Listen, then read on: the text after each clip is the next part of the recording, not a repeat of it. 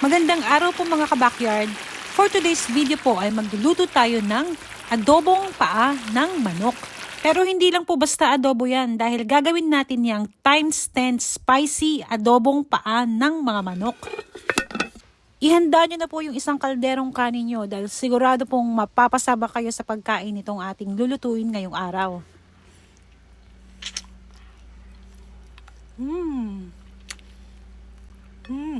Ang lambot at ang hanghang.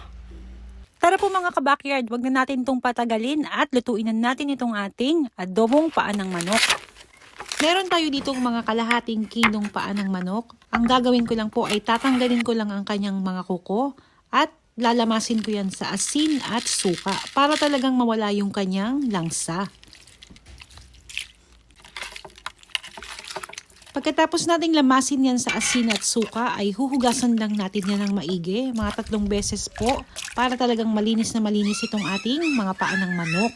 Ang sunod nating gagawin ay ipiprito lang natin itong mga paa ng mga manok para po makasiguro tayo na pag pinalambot natin to ay hindi madurog o magwarak-warak yung kanyang itsura. Itong dalawang to magjowa to. Hindi naghihiwala yung kamay, no? Ayan. Diba? Kapit kamay pa rin sila. Kapag nag-brown na po yung mga kulay ng paa ng mga manok, ayan, tulad nito, okay na po yan. Set aside po muna natin ito. At ang susunod naman nating gagawin ay maggigisa na tayo ng bawang. Naghiwa rin ako ng napakaraming siling labuyo. Ayan, ito po, para po maging mas maanghang yung ating gagawing adobong paa ng manok.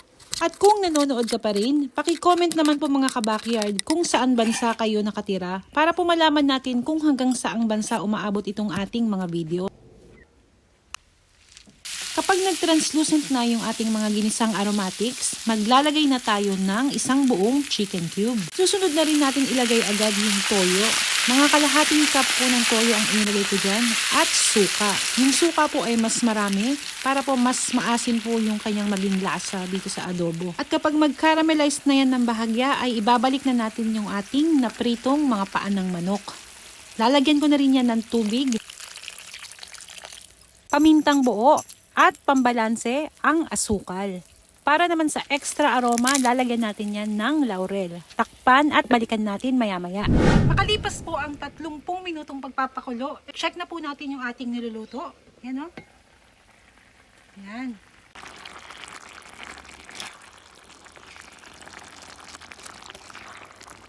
Medyo masabaw pa po, kaya takpan pa muna natin at balikan natin ito after 30 minutes ulit.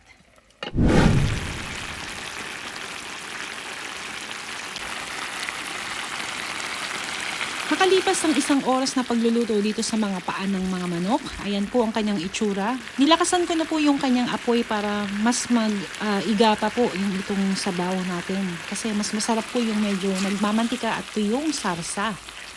Sa punto pong ito ay talaga namang ang bango-bango na nitong niluluto natin at yung tapang ng anghang ay amoy na amoy ko na. Kaya excited na po akong tikman ito mga ka-backyard. Konting-konti na lang at ready na ito.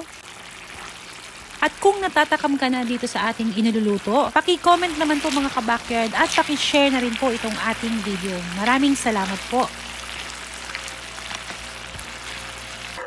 At eto po mga ka-backyard, luto na po ang ating napaka-spicy na adobong paa ng manok. I-plating na po natin na yan. At syempre, hindi tayo pwedeng magpahuli. Meron tayo ditong isang kalderong kanin.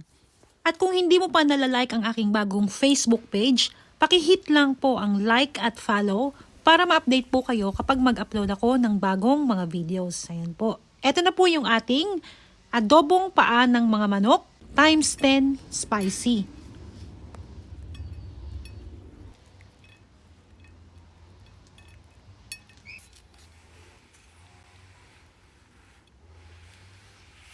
Spicy paa. Sobrang anghang na paa ng manok. Ayan. Tikman na po natin to. Ayan o, happy birthday. Parang cake. Ayan, happy birthday. Ito po mga ka-backyard yung ating spicy paa ng manok. Ayan o. Spicy paa ng manok. Ayan.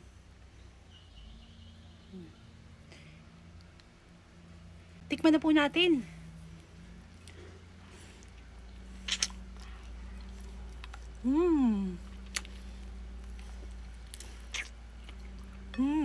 Ang lambot at ang hanghang.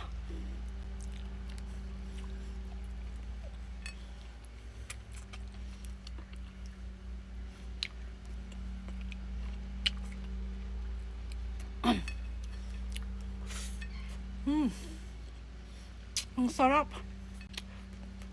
Napaka-spicy. Ang spicy. Ang lasa po. Oops.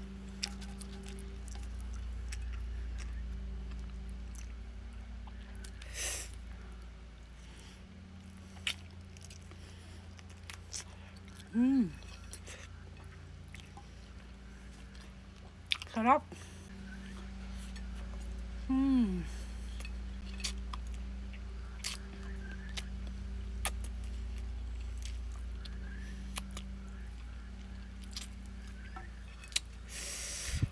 Ang anghang. Sobrang spicy po. Ito po yung adobong sili na may konting paa ng manok. Sobrang anghang.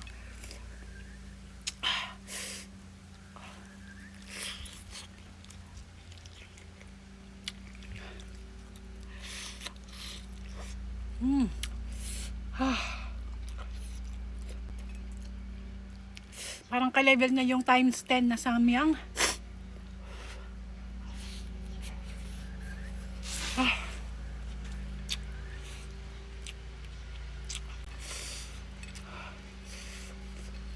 Kain po. Oh.